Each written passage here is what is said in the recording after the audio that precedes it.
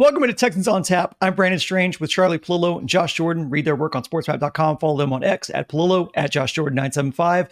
Click like and subscribe to support us. Click the bell for notifications so you know when new content drops, especially when we're live after every game this season on YouTube. And if you prefer listening to your podcast, we're on all your favorite podcast apps like Apple and Spotify. Gents, we have some exciting matchups here in week 2. Bears-Texans. You want young quarterbacks? You got CJ Stroud, Caleb Williams. You want elite pass rushers? Danielle Hunter, Montez Sweat. Impossible 7-syllable names to pronounce. Dare Ngumbawale, Aman Ogbongbemiga. I did it. The Bears' offense was putrid for most of the game in week 1 versus the Titans. They trailed the first 3 quarters, but critical turnovers in the fourth turned that game for them. Underwhelming rookie debut by Caleb Williams. Pro Bowl running back DeAndre Swift had a rough debut for Chicago. How does Houston replicate what Tennessee did in containing Chicago's offense and also prevent some of those long bombs we saw Houston surrender to Indy? Yeah, I want to say just remember it's a night game. Show up on time. The Bears offense has components, but I see nothing that says the Bears are ready for prime time. Caleb Williams, you alluded to, 93 passing yards in his debut. The Bears, 148 yards of total offense. But the so-called skill position guys, it's a nice package. DeAndre Swift, only 10 carries for just 30 yards, but he's a good back. Rome Odunze, an elite wide receiver prospect in the class with Marvin Harrison Jr. and Malik Neighbors. They picked up Keenan Allen, DJ Moore, who they got from the fleecing of Carolina, the Trae Young deal that resulted in CJ Stroud being a Texan. Cole Kmet's a good tight end. But the Bears' offensive line is shaky. I think the Texans up front should have the advantage. Their D against the Bears' O. And, it sounds like it should be easy. Don't give up the big plays. Don't let guys run past you deep. Right? If you're the deep safety, you need to be deep. And it was just a sticky wicket for the Texans frequently last season. Obviously, the Colts, most specifically Alec Pierce, took them behind the woodshed a couple of times in the opener. So, I'm not going to say they're flawed schematically or anything like that. But Jalen Petrie is not a strong cover safety. Jimmy Ward is a 33-year-old safety who did make it through the first game healthy, played every defensive snap. I'm for accelerating Kalen Bullock from nearly a half or a little over half the snaps played in game 1 to let's get him to be a majority starting safety. Eric Murray was the other guy who got defensive snaps. So, when you have the better team, which I think the consensus is the Texans have that over the Bears, just avoid those game-turning plays. And when you're talking about your defense, it's giving up cheap scores. Yeah, for me, the defense, I don't think the deep ball is going to be as big an issue this week because DJ Moore is really the only guy you have to worry about that can get behind you.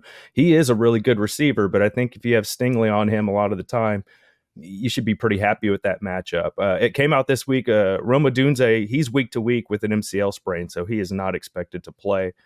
Keenan Allen, in and out. He went to the medical tent a few times. I think it's that heel injury that's been keeping him out of camp that he's been dealing with. And he's a guy that's just, there are rumors of him blowing up to 230 pounds in the offseason. I guess he's really enjoying that deep dish pizza in Chicago. So I don't think that's looking too great. They had some max speed on some of these guys, some of the rookies and some of the other players this week. Keenan Allen topped out just a little above 18 miles per hour, which, to put that in perspective, Nico Collins was the fastest ball carrier according to Next Gen Stats last week, 21.89 miles per hour. So look at that big difference between 18 and almost 22 miles per hour. And then I also think back that Keenan Allen was the target for the Texans, but the Bears, they got him instead because I guess San Diego wanted to send him to the NFC. Texans end up with Steph Diggs. So I think that really worked in the Texans' favor there. So I think it's, the spread 6 or 7 points, around 6 right now. I like the Texans in this matchup. And if we look at the PFF grades, all the top 5, 6, 7 guys on the Bears were all defensive players. Jalen Johnson, DeMarcus Walker. And it's funny, Montez Sweat wasn't even one of them. He didn't have much of a game. He only had 2 tackles. So it was some of the other guys. making an impact for them. Caleb Williams coming out with a 47.4 Pro Football Focus score. So I like the defense in this one. Jeff Okudah's out, so we're going to see if they mix in some other corners. They've elevated Des King to the practice squad. They signed him. Troy Pride Jr.'s on the practice squad. I don't know if they'll get elevated to the actual game, but with Lassiter and Stingley, I think they'll be okay at corner. So I think this is a classic game where it's a rookie. Let him make some mistakes. Charlie pointed to his stats. He didn't do a whole lot in that first game. I thought maybe he'd use his legs a little bit more, but he didn't really do that either. He only totaled 15 yards on 5 rushes. He didn't push any pass longer than 13 yards down the field. So I think the Texans just need to be smart, keep him contained, make sure DJ Moore doesn't get behind you, and they should come out with a victory. Against the Colts, the Texans only played 45 defensive snaps in the entire game.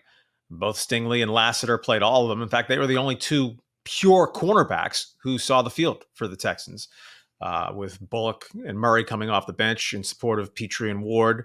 The Texans were in nickel basically the entire game, which is pretty much the standard base defense now in the NFL, as opposed to 4-3 or 3-4, the way teams spread you out. And I wanted to mention the Texans Hellraisers, who statistically had rather quiet games in Indianapolis, Will Anderson and Danielle Hunter. But we should account for the fact that you're not always going to get home. You're not always going to get sacks over the course of a season. If you're an elite pass rusher, you better be in double figures, right? TJ Watt gets double, triple teamed. He's still going to wind up with 16, 17 sacks. So you need to make those payoff plays over the course of the full season. But Anderson and Hunter are both guys who offensive lines, offensive coordinators know they better be trying to account for and occupying play in, play out. And so that the sacks went to Edwards and Fatukasi last week.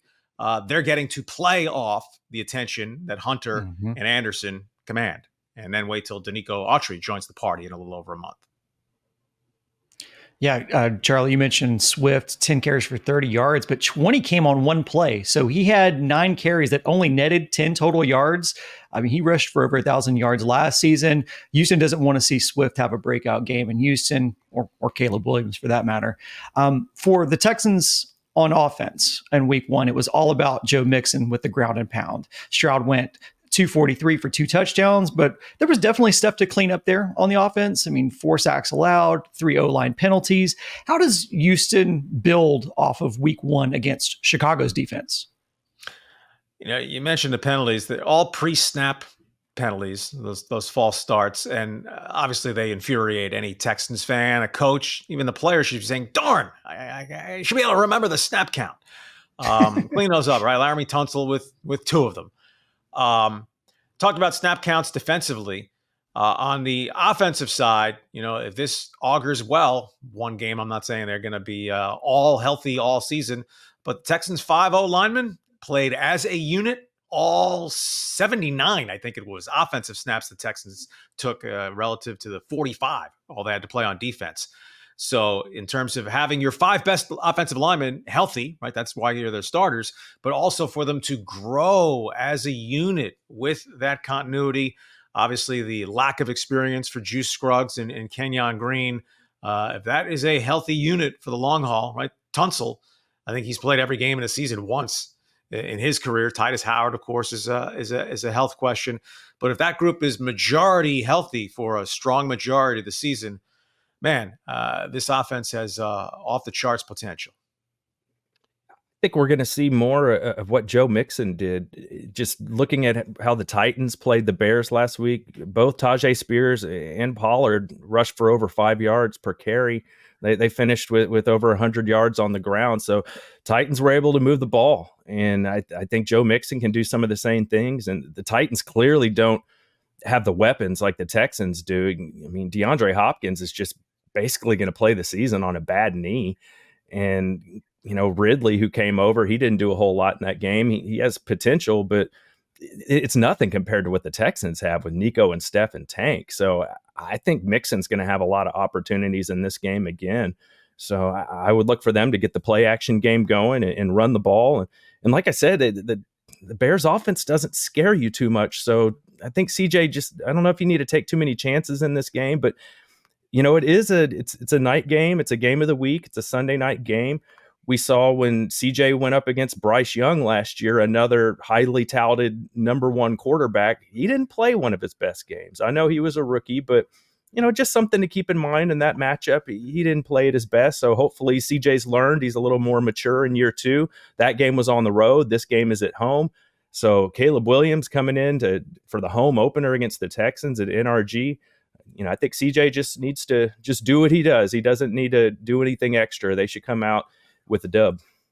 To amplify on Mixon, who obviously had just a stupendous debut, I want to see workload distribution shift a little bit. They needed Mixon to be the bell cow and with 30 carries in the opener, but that's just not sustainable. Right? Mixon's 28. He does have some tread wear off the tires. You don't want a regular diet early in the season, or really any point in the season, of 25 to 30 carries per game. And the Texans, relatively soft opening schedule, Colts and Bears, and then Vikings next week. They're going to be playing better teams later in the year, high profile, high powered offenses that you're thinking, all right, that's where we want Mixon to help keep the Pat Mahomes and Lamar Jacksons off the field some. He can't be on pace to carry 450, 500 times this season. You will run him into the ground at that rate. So Dameon Pierce was obviously the number two going into the Colts game. If they're going to have, 33 carries, maybe this week it's Mixon 21, Pierce 12, if Pierce can prove worthy of that share of the workload. We only saw Tank Dell get 3 receptions. I mean, he averaged over 13 yards per reception. Do you think we'll see, Tank's speed play a factor in this game a little bit more than we did in week one? I know it doesn't jump off the page, but I think 3 catches per game will probably be around Tank Dell's average. I mean, that's 50 receptions for a season for the guy who's clearly the number 3 target behind Nico and Stephon Diggs. And you have Dalton Schultz and an evolving screen game using Mixon out of the backfield. I think what we're all waiting for is Dell's first home run ball. Right? He's never going to be a high volume pass catcher, but he can be a real high impact pass catcher. Whereas Collins and Diggs, between them, maybe they're close to 100 catches apiece. If Dell has half that, but he's drawing coverage, and, he's hitting the occasional 40, 50, 60 yarder, I think that's where he really fits in the offense. Yeah, he only caught those 3 balls, but Tank did have 7 targets in the game. I think he had more targets than Diggs. It's just they didn't come through. If you remember, there was that play in the end zone where Stroud just missed Tank for a touchdown. Yep. We also saw Tank get involved on some rushing plays, and I think that may continue to be part of the offense. To just find a way to get the ball in his hands, even if you don't have to throw it to him. So I think this is just an offense where 2 of them are probably going to be good every week between Nico, Diggs, and Tank. It's just, I know as a fantasy football guy, we're all trying to figure that out. I think we've all kind of come to just accepting that 2 of them are going to be really good. One of them maybe a little meh. And week by week, just depending on what the matchups are, who gets the most targets, I think it'll kind of go back and forth as the season goes along, which is fine. As long as you have 2 studs and somebody to complement them each week, I think the Texans are in good shape. It'll be interesting to see if they get the tight end going. Schultz didn't do a whole lot in the last game. Is that going to continue? Brevin Jordan was a guy that was really highly ranked on Pro Football Focus from his game this week. So I'm curious to see if those guys are going to get more involved, or if it really is just going to be about the big 3 at receiver. And let's add on Tank Dell, if it's the occasional reverse or a jet sweep, that's okay. Otherwise, don't have him in heavy traffic, blocking down and getting around all those giant guys who can fall on little guys and break bones or sprain MCLs. No more goal line blocking. Is that what you're saying there? Yes, that's what I'm saying. Okay. All right. Get Tank in there. Yeah. For his name is Tank. He is not a tank, but let's see if they stick to that. On special teams, I wanted to bring this up. We don't really focus a lot on special teams, but I just thought there were some interesting X factors that happened in week one. Velus Jones he's had fumble issues on kick returns. He turns over the ball and on a kick return in week one.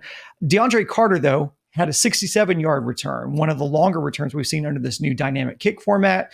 On the other side, Bears block a punt for a touchdown against the Titans. Houston had a punt blocked that led to a touchdown. And then you have Kaimi Fairbairn kick 3 50-plus yard field goals. How do you see special teams as an X factor in week 2? Yeah, I would say along the lines of not giving up the cheap scores, the big plays because you bust a coverage or drop a coverage. Special teams, keep the wild cards out of the deck. You mentioned the exacta, the Bears blocking one and the Texans having one blocked.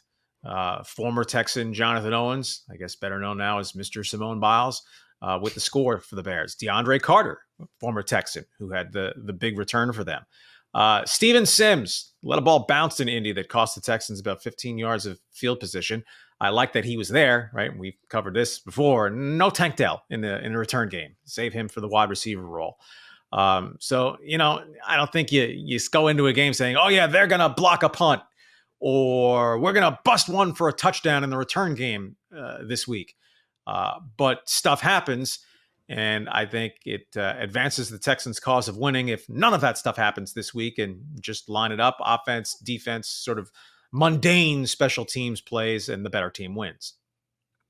Yeah, maybe it's a blessing in disguise that the Texans got that punt blocked last week. So that's clearly something they've been working on and trying to clean up as they get ready to face the Bears, who have had some success with that. So maybe that's a good thing. It has them a little more overly prepared looking at that. Fairbairn's a big part of this. If he's going to be able to continue to kick 50-yarders, that's a huge thing for this team, obviously. And when you're playing at home and you're favored, just take the points in a lot of situations. I think too, I mentioned just CJ being smart. That's what got the Titans beat in this game was Levis turning the ball over, just making dumb decisions, getting pick six, and when just throw it away. What are you looking at? That's why I feel better if CJ can just. Sometimes being a game manager is not a bad word. Sometimes that's just getting out of the game with a win. I know he's going to want to show what he can do with Caleb Williams and all the hype. Is he the next CJ Stroud? Don't get sucked into all that. Just go out there, play the game. Don't do anything extra like Levis did. That's what gets you beat. Yeah, we talk post Colts about week 1, maybe Nico Collins. After week 18, we say that was the catch of the year for the Texans, given the circumstances. It's going to take a pretty lame effort for someone to top, or I guess bottom, that Will Levis play. You're up by 1 in the fourth quarter, and he chooses to channel the dumbest of Brett Favre, trying to whip that ball underhand, pick 6 that basically gifted the Bears the win. But all part of what was just a fabulous week 1 for the Texans, with them winning on the road within the division. Titans blow that huge lead to Chicago. Jacksonville spits up a huge lead to Miami. And so the Texans figured to be 2-0. One game, you never know. But I think we have a pretty good idea on this one. Hope so. Josh, you mentioned Vegas having the Texans at -6. I guess it depends on the sports book, but that's what we're seeing mostly is -6. Total for the game at 45.5. So, gents, leads us to our final segment here. Final score predictions, Bears-Texans. For me, it's one of those games that the chief concern is it just seems too obvious that the Texans should relatively coast in this one. But it's not going to deter me from making a pick. Caleb Williams is a phenomenal prospect. Right? He was graded more highly than CJ Stroud and Trey Young were coming out. But coming off a 93-yard debut, an offense of 148 yards, maybe the Bears have an amazing week of preparation. Stun the football world Sunday night, but seeing is believing, and I'm not thinking we're going to be seeing. I'll go Texans 27, Bears 13. All right. I'm in that same ballpark. I'm going to say the Bears do a little better, but I have the Texans covering. I'm going to have this one a little higher scoring game, 27-20. 27-20. Okay, so my prediction, I like a narrow cover on the spread, and I like a narrow under on the total. I'll go 26-19 Texans. I am concerned about Caleb Williams feeling pressured, like he has something to prove. That could go either way for him. Either he could have a great game or he could make some boneheaded plays a la Will Levis. But I do like them 20. I know I'm real chalky on that, but I'll say 26-19 on that. That's going to be it for this episode of Texans on Tap. We hope to see you back here live Sunday night following the game. And until then, go Texans.